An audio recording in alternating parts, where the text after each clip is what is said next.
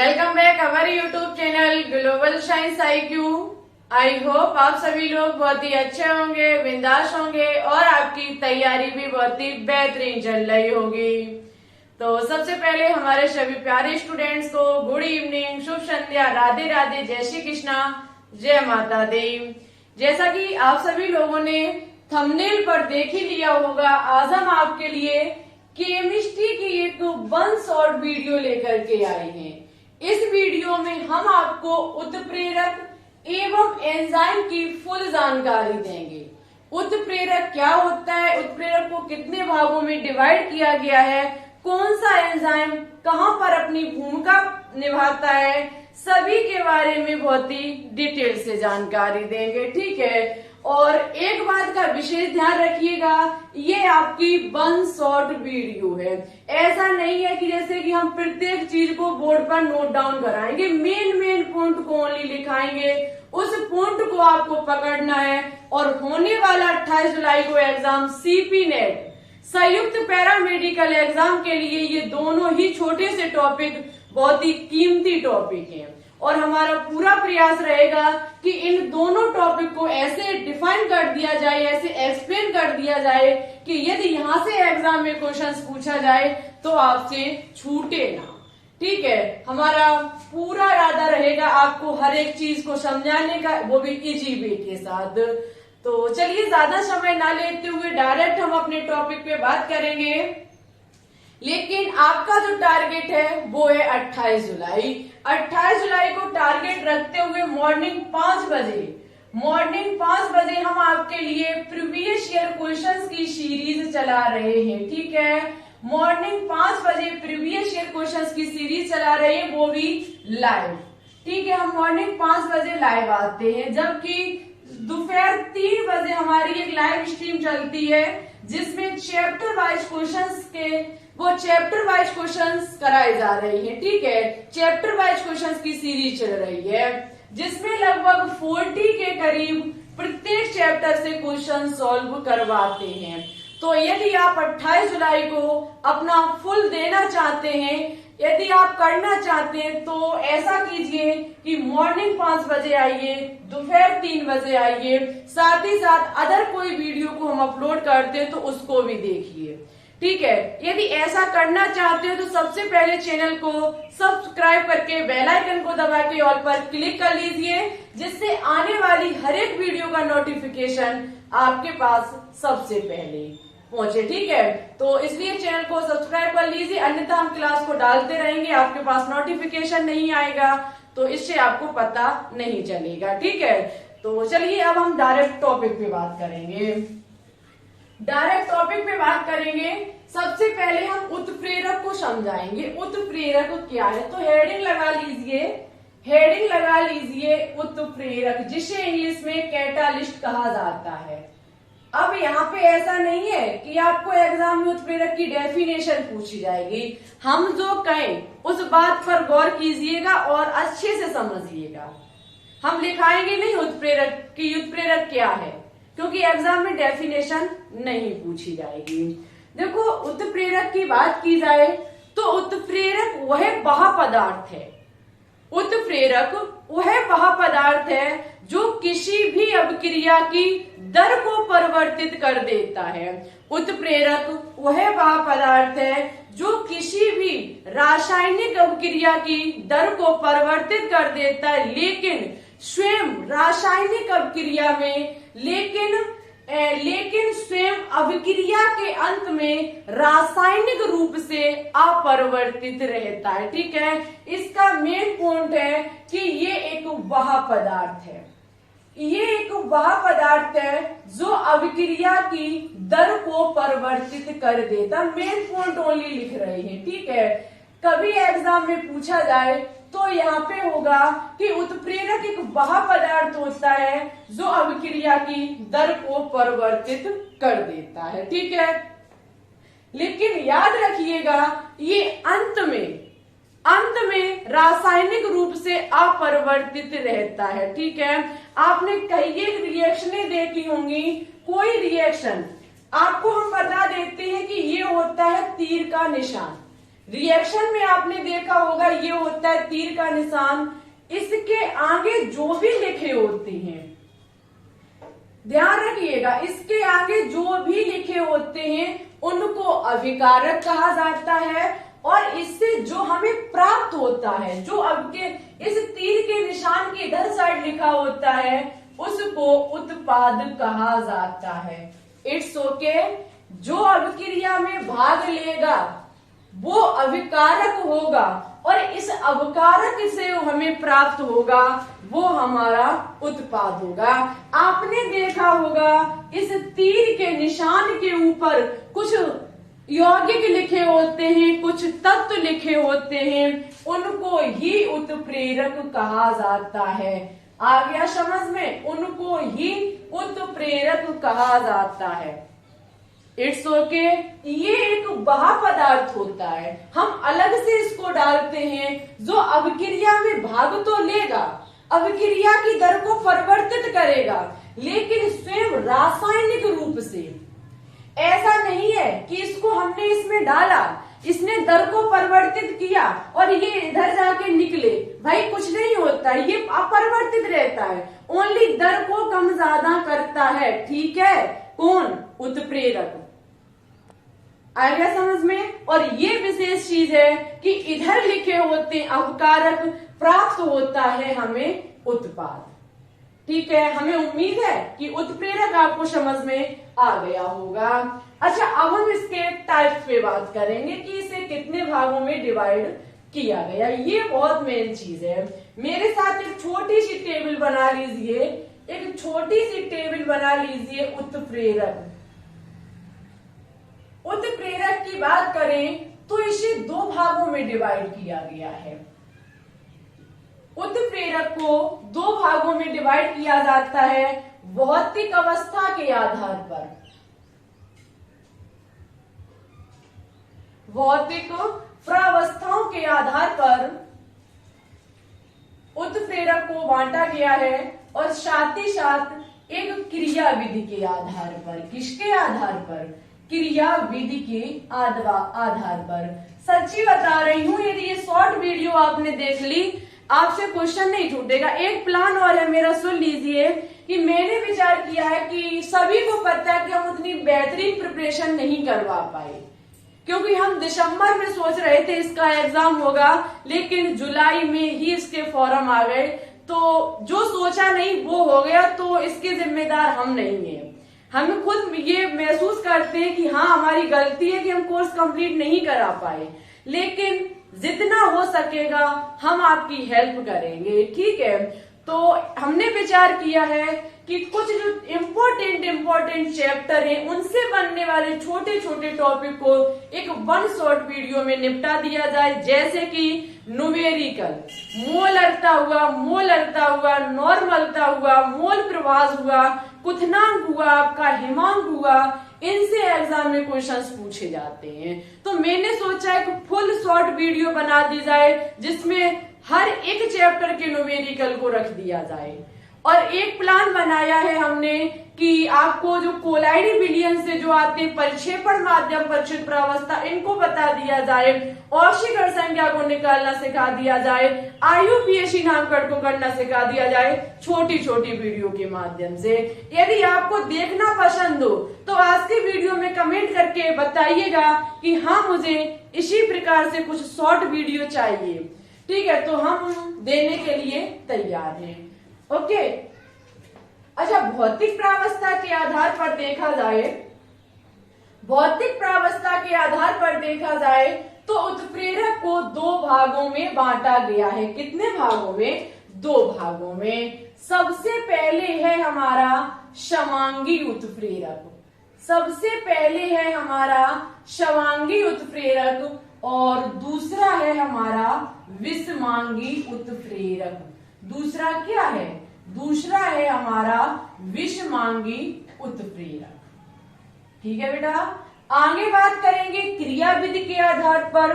तो क्रिया विधि के आधार पर इसको तीन भागों में बांटा जाता है। किसको? उत्प्रेरक को। सॉरी, चार भागों में। उत्प्रेरक को 4 भागों में बांटा जाता है। सबसे पहले है हमारा धनात्मक उत्प्रेरक। सबसे पहले है धनात्मक उत्प्रेरक, उसके बाद है हमारा ऋणात्मक उत्प्रेरक, उसके बाद ऋणात्मक उत्प्रेरक, उसके बाद है हमारा स्व उत्प्रेरण, उसके बाद स्व उत्प्रेरक और उसके बाद है हमारा प्रेरित उत्प्रेरण। क्या है? प्रेरित उत्प्रेरक। ठीक है, बात की जाए उत्प्रेरक की तो इसे 2 भागों में बांटा गया है, भौतिक प्रावस्था और क्रियाविधि के आधार पर। भौतिक प्रावस्था के आधार पर इसको 2 भागों में बांटा जाता है, समांगी उत्प्रेरक और विषमांगी उत्प्रेरण। ठीक है, क्रियाविधि के आधार पर इसे 4 भागों में डिवाइड किया गया है, धनात्मक उत्प्रेरक, ऋणात्मक उत्प्रेरण, स्व उत्प्रेरक और प्रेरित उत्प्रेरक। उसके बाद हम आपको एक चीज और सिखाएंगे, उत्प्रेरक वर्धक और उत्प्रेरक विष के बारे में। ठीक है, तो सबसे पहले इसकी स्क्रीनशॉट ले लीजिए, उसके बाद हम आपको फर्स्ट हेडिंग सिखाएंगे समांगी उत्प्रेरक क्या है। ठीक है, तो हेडिंग लगा लीजिए सभी स्टूडेंट्स, समांगी उत्प्रेरक के बारे में। देखो भाई, आज की क्लास को ज्यादा से ज्यादा शेयर कर दीजिएगा और आपसे उम्मीद है कि आप शेयर भी करेंगे और साथ ही साथ आप टेलीग्राम चैनल से जरूर जुड़ जाएं। टेलीग्राम चैनल पर हम बहुत सारे पीडीएफ को अपलोड कर रहे हैं इस टाइम और कोई भी छोटी छोटी चीजें उसी पर शेयर कर देते हैं, छोटे छोटे क्वेश्चन उसी पर शेयर कर देते हैं। तो प्लीज टेलीग्राम चैनल को ज्वाइन कर ले, लिंक डिस्क्रिप्शन में डली हुई है। ठीक है, अच्छा, सबसे पहले हम हेडिंग लगाएंगे समांगी उत्प्रेरण। समांगी उत्प्रेरण या फिर उत्प्रेरक।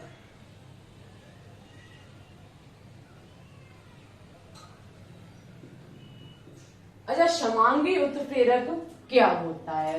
देखो, बहुत इजी है।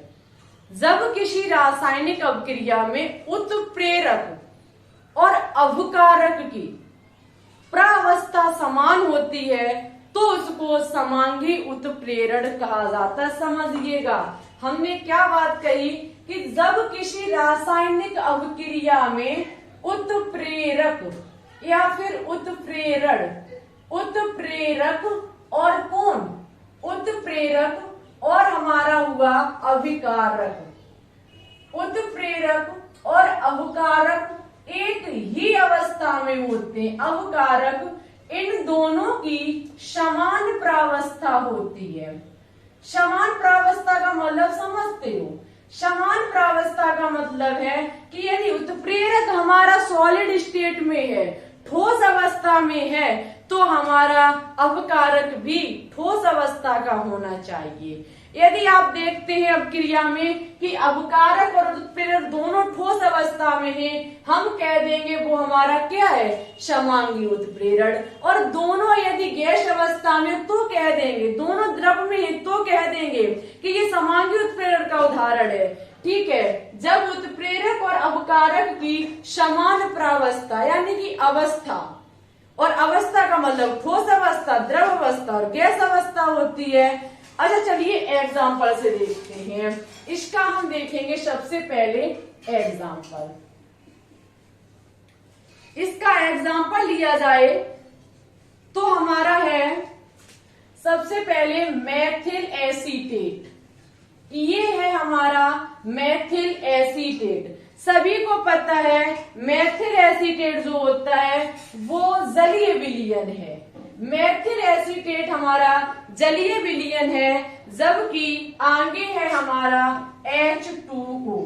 H2O हमारा होता है लिक्विड स्टेट में। कैसे होता है? लिक्विड स्टेट में। ठीक है, जब हमारा मेथिल एसीटेट जो कि हमारा जलीय विलयन है, साथ ही साथ हम इसकी क्रिया कराएंगे जल के साथ, जिसकी स्टेट कौन सी है? लिक्विड। और यहाँ पे जो उत्प्रेरक भूमिका निभाता है वो है हमारा HCl। इस अभिक्रिया की जो दर को परिवर्तित करता है वो करता है HCl, हाइड्रोक्लोरिक अम्ल, और जिसकी जो अवस्था होती है वो होती है जलीय विलयन। आप देखेंगे मेन है इसमें मेथिल एसीटेट, जिसकी अवस्था कौन सी है, जलीय, और जो हमने उत्प्रेरण लिया है वो भी किस अवस्था में है, जलीय विलयन में। हम कह सकते हैं ये एग्जाम्पल जो है वो हमारा समांगी उत्प्रेरण का है। किसका है, समांगी उत्प्रेरण का है। यहाँ से हमारा बन के तैयार होता है, यहाँ से हमारा बनके तैयार होता है एसिटिक अम्ल और बनके तैयार होता है मेथेनॉल। ठीक है, मेथेनॉल यहाँ से बनके तैयार होता है और एसिटिक अम्ल हमारा बनके तैयार होता है। मुझे उत्पाद से लेना देना नहीं है, मुझे अवकारक और उत्प्रेरक की प्रावस्था को देखना है, दोनों की समान होनी चाहिए। यदि ये गैस में है तो ये भी गैस में ही होना चाहिए, तो ही समांगी उत्प्रेरण का उदाहरण माना जाएगा। माना कि नेक्स्ट एग्जांपल है हमारा सल्फर डाइऑक्साइड। सल्फर डाइऑक्साइड आपको पता है एक गैस है। सल्फर डाइऑक्साइड एक गैस है।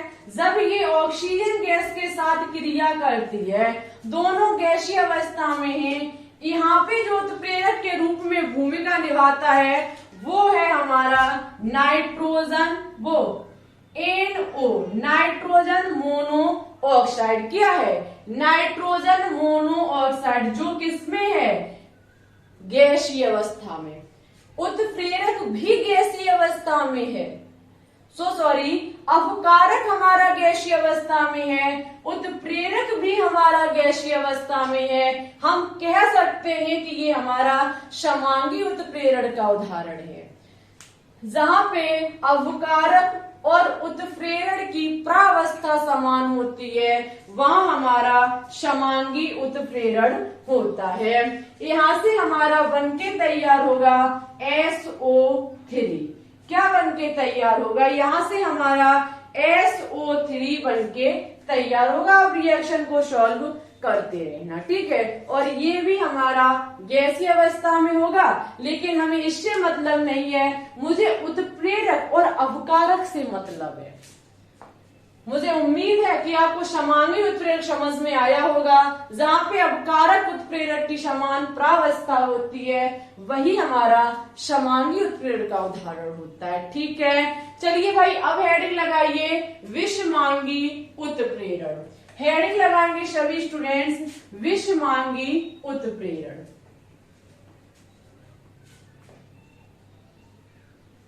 अच्छा, विषमांगी उत्प्रेरण क्या है?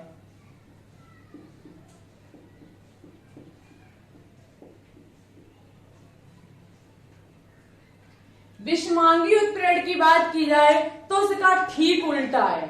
उसका ठीक उल्टा है कि किसी रासायनिक अपक्रिया में उत्प्रेरक और अवकारक की प्रावस्था अलग अलग होती है। हम यहाँ पे लिखेंगे कि जब हमारा कैटालिस्ट उत्प्रेरक और अवकारक भिन्न प्रावस्था में होते हैं या फिर दोनों की अलग अलग प्रावस्था होती है, दोनों की अलग अलग प्रावस्था होती है, तो ये हमारे विषमांगी उत्प्रेरण के उदाहरण होते हैं। भाई एक बार फोन को चेक करेंगे कि ओवरहीट तो नहीं हो गया।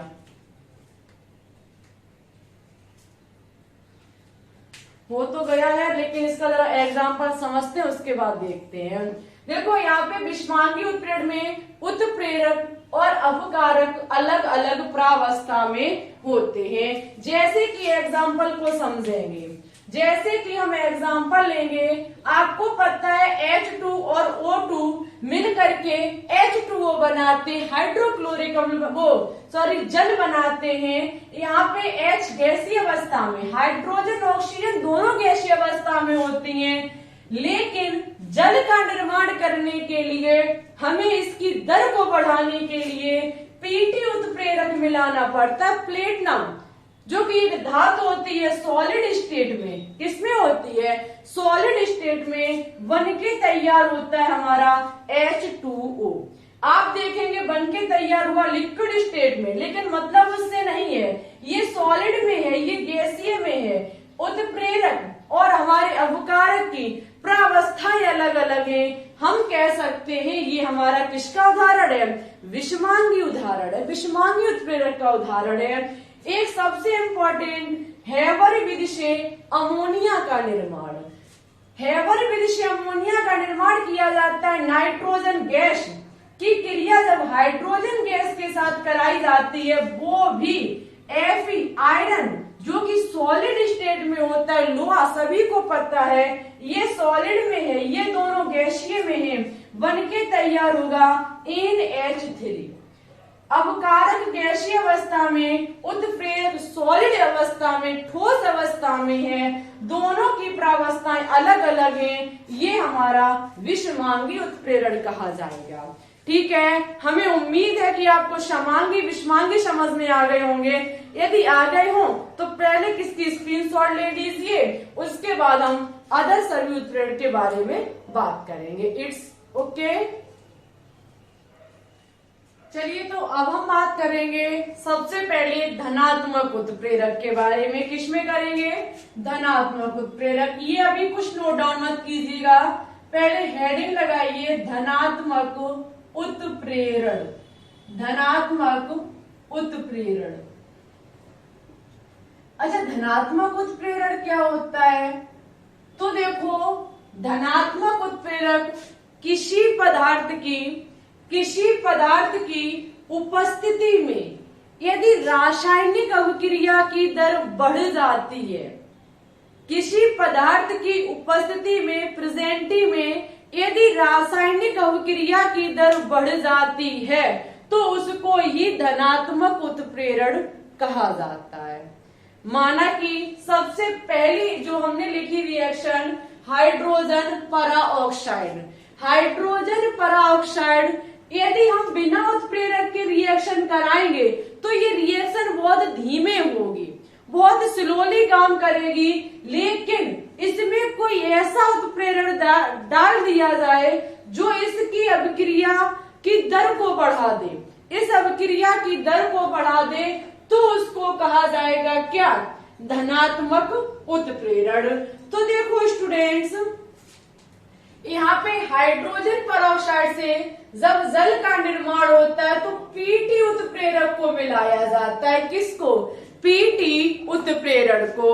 ये पीटी उत्प्रेरण जो है वो इस अभिक्रिया की दर को बढ़ा देता है, इस अभिक्रिया की दर को बढ़ा देता है, तो इसलिए ये कहा जाएगा हमारा धनात्मक उत्प्रेरण। क्या कहा जाएगा, धनात्मक उत्प्रेरण। याद रखिएगा, एग्जाम में ऐसे ही पूछा जाता है कि बताइए कौन सा उत्प्रेरण रासायनिक अभिक्रिया की दर को बढ़ा देता है, तो हमारा यही होता है धनात्मक उत्प्रेरण। धनात्मक उत्प्रेरण रासायनिक अभिक्रिया की दर को बढ़ा देता है।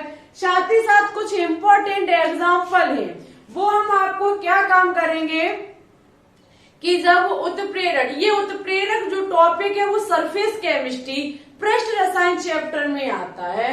तो पृष्ठ रसायन चैप्टर का जिस दिन मॉक टेस्ट रखेंगे उस दिन धनात्मक उत्प्रेरक के कुछ इंपॉर्टेंट जो एग्जाम्पल है उनको हम वहां पर क्लियर करा देंगे एक ऑब्जेक्टिव क्वेश्चन के रूप में।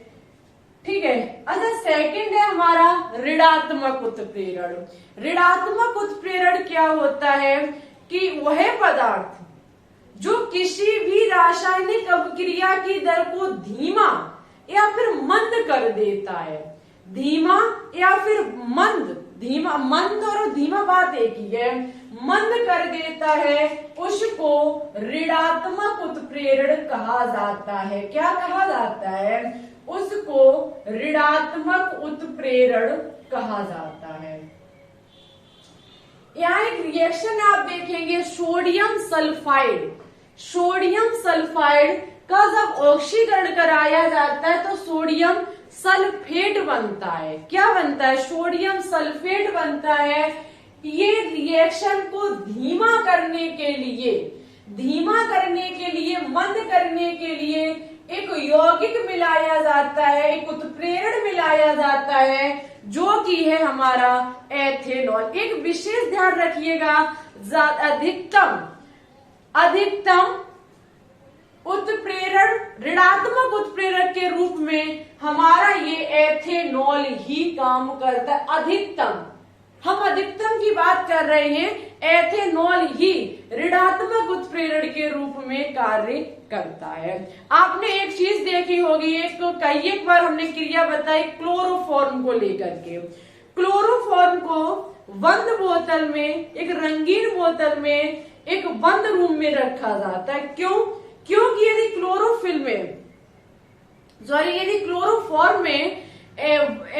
क्लोरोफॉर्म वायु की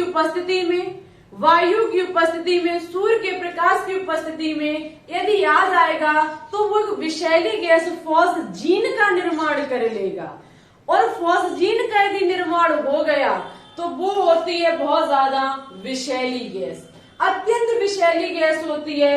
इसलिए क्लोरोफॉर्म को हमेशा रंगीन बोतलों में भर करके एक बंद कमरे में रखा जाता है। साथ ही साथ उसमें एथिल एल्कोहल मिलाया जाता है। ये एथिल एल्कोहल क्या काम करता है?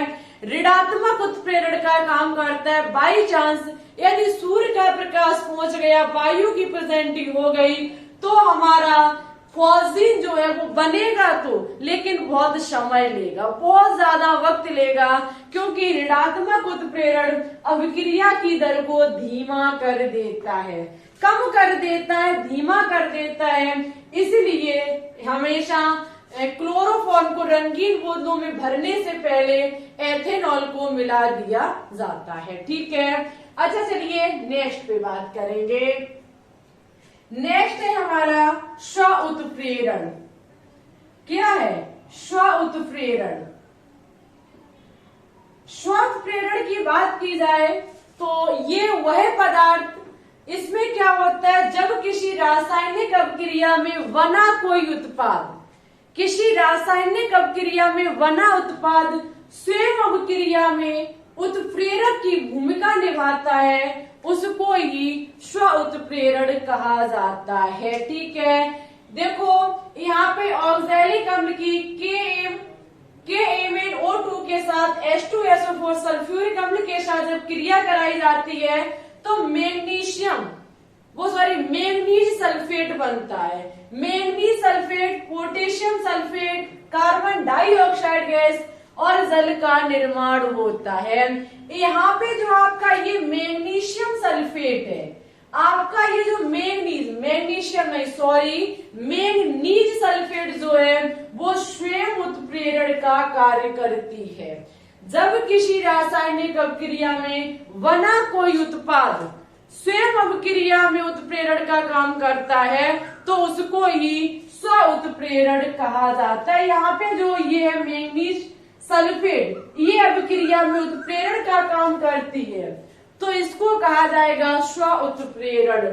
ठीक है, यदि बात की जाए प्रेरित उत्प्रेरण की, किसकी बात की जाए? प्रेरित उत्प्रेरण की।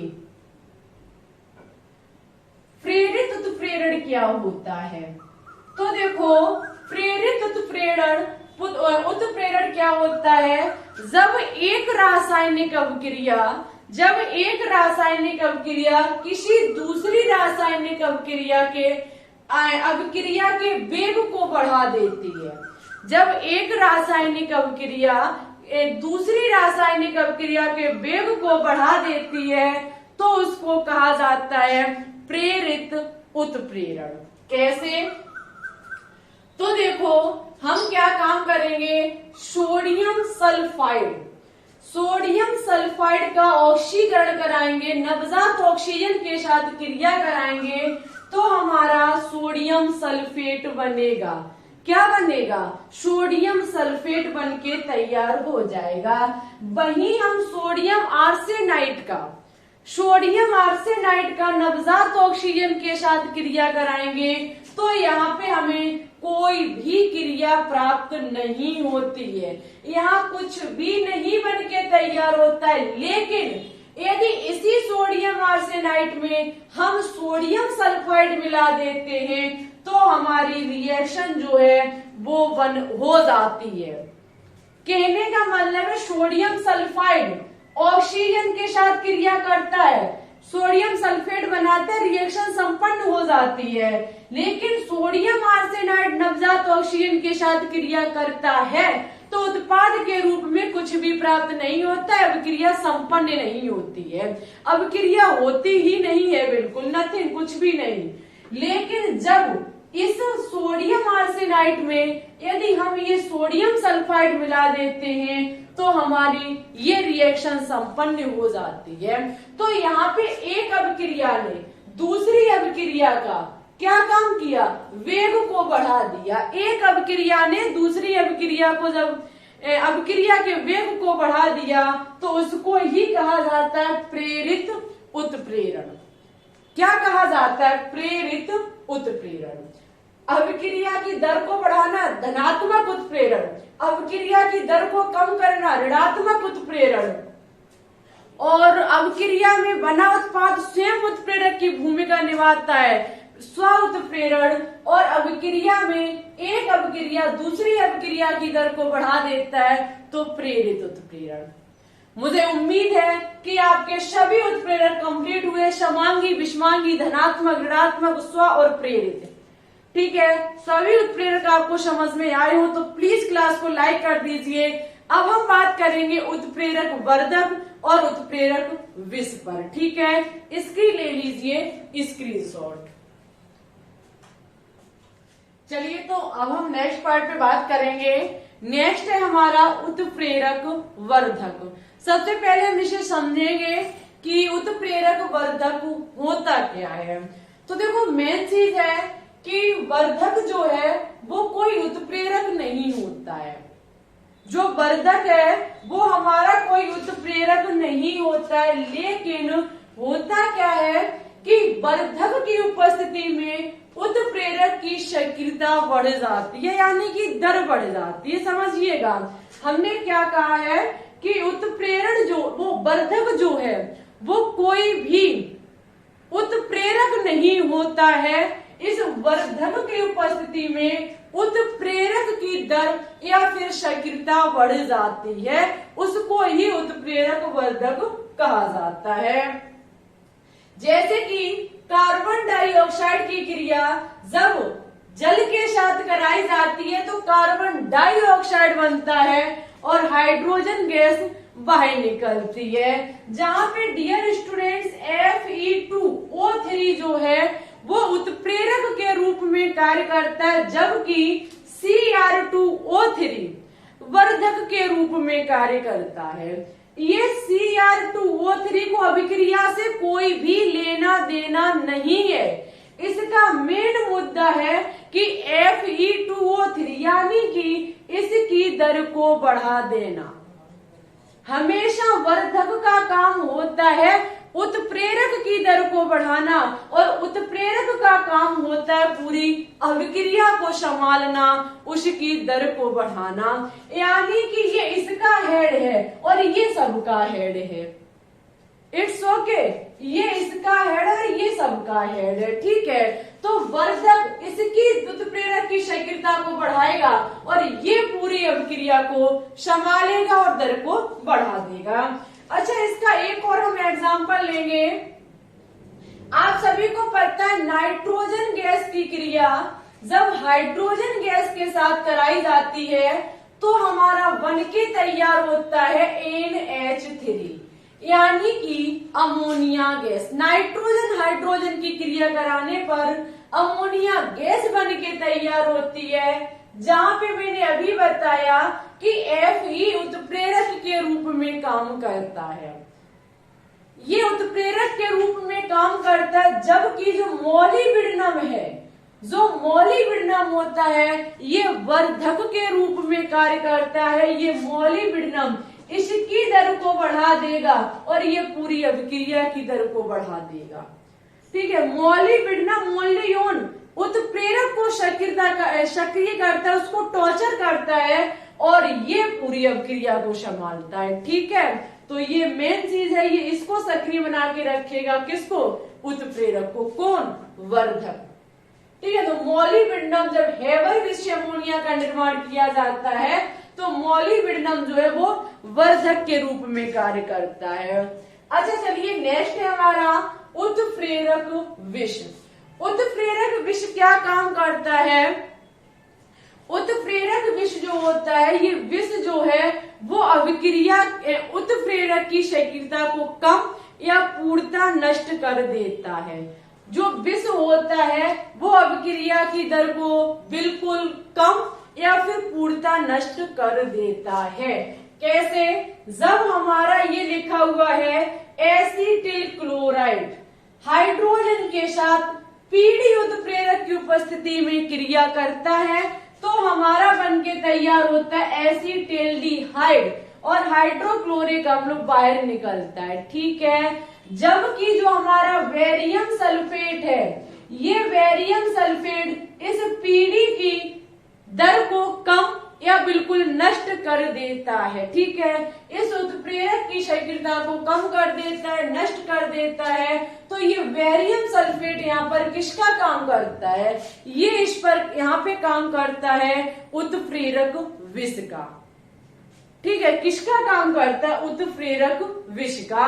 एक बार उत्प्रेरक को फिर से समझाएंगे। उत्प्रेरक वह पदार्थ होता है, अभिक्रिया की दर को परिवर्तित करता है, लेकिन स्वयं अंत में रासायनिक रूप से अपरिवर्तित रहता है। सबसे पहले था हमारा समांगी उत्प्रेरण। समांगी उत्प्रेरण में अवकारक और उत्प्रेरक की समान प्रावस्था होती है। ठीक है, विषमांगी उत्प्रेरण में अवकारक और उत्प्रेरक की अलग अलग प्रावस्था होती है। धनात्मक उत्प्रेरण जो होता है वो अपक्रिया की दर को बढ़ा देता है और ऋणात्मक अपक्रिया की दर को घटा देता है।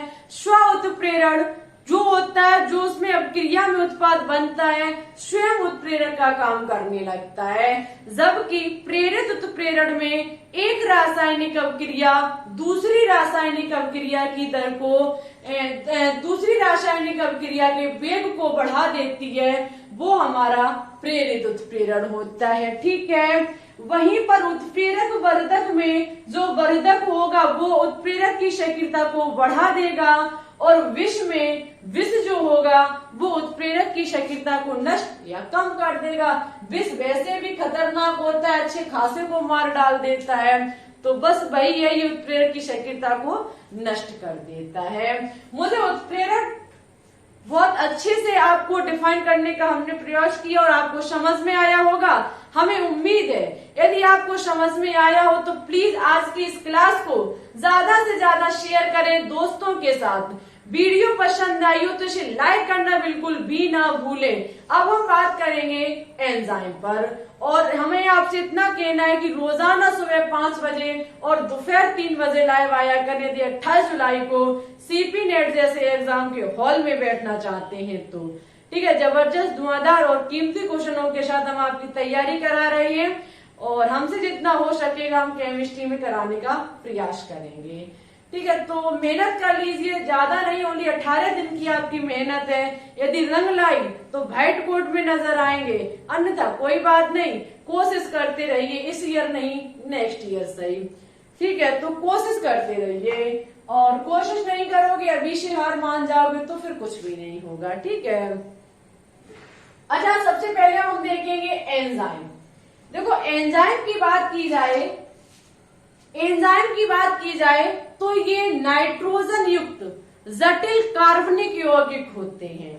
हमारे जो एंजाइम होते हैं ये नाइट्रोजन युक्त जटिल कार्बनिक पदार्थ होते हैं जो ये जो होते हैं वो जीवित कोशिकाओं में पाए जाते हैं और जैविक रासायनिक अभिक्रिया को प्रेरित करते हैं, जैविक रासायनिक अभिक्रिया को सक्रिय बनाए के रखते हैं। साथ ही साथ इनको एंजाइम को जैव रासायनिक उत्प्रेरण भी कहा जाता है और एंजाइम जो होते हैं वो प्रोटीन के बने होते हैं। एंजाइम एक प्रकार से प्रोटीन होते हैं, लेकिन इनमें एक अप्रोटीन भी पाई जाती है। इनमें एक अप्रोटीन भी उपस्थित होती है जो इनकी सक्रियता को बढ़ा देती है। उसको कहा जाता है कोएंजाइम। ये याद रखिएगा, जिसको कहा जाता है कोएंजाइम। आपको पता है एंजाइम प्रोटीन होते हैं, लेकिन इसमें एक अप्रोटीन होता है जो अब के एंजाइम को सक्रिय बना के रखता है, उसको कहा जाता है कोएंजाइम।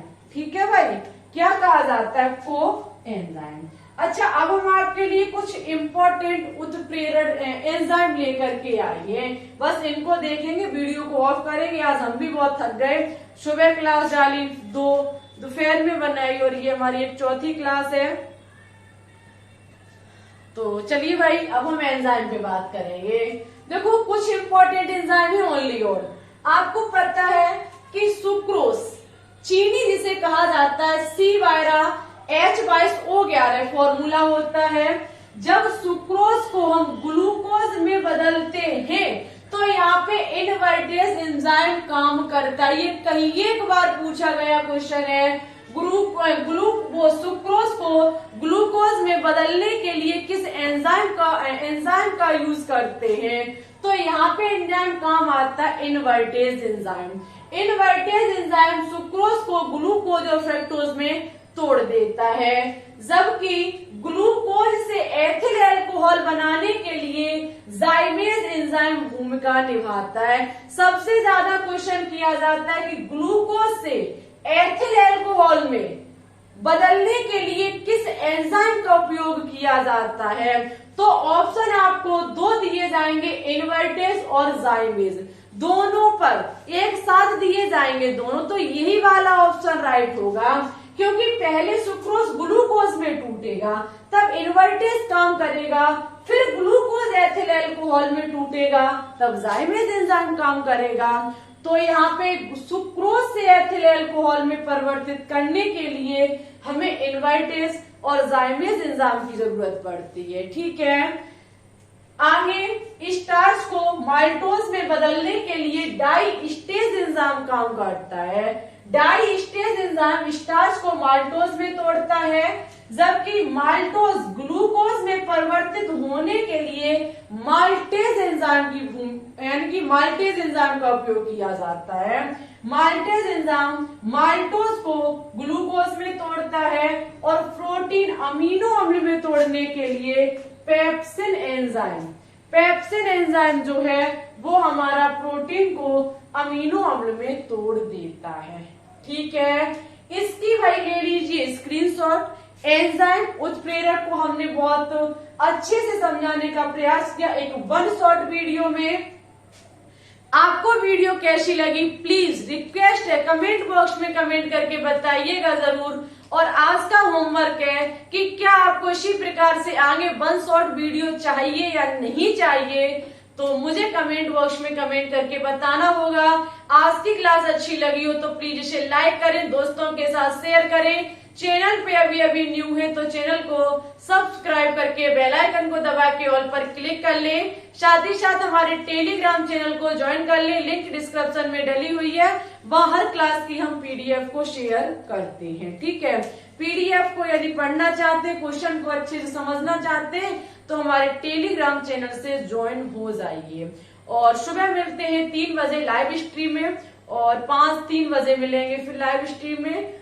तो इसी प्रकार से आगे तैयारी कराते रहेंगे, हम आपकी हेल्प करते रहेंगे। चलिए, बहुत ज्यादा गर्मी है, हम भी पसीने में नहा चुके हैं। अपना ख्याल रखिए, अच्छे से स्टडी करते रहिए। चैनल पे यदि न्यू है तो चैनल को सब्सक्राइब करके बेल आइकन को दबा के ऑल पर क्लिक जरूर कर लें। ठीक है, ओके, फिर चलते हैं। Thanks for watching this video. जय हिंद, जय भारत, ऑल द बेस्ट।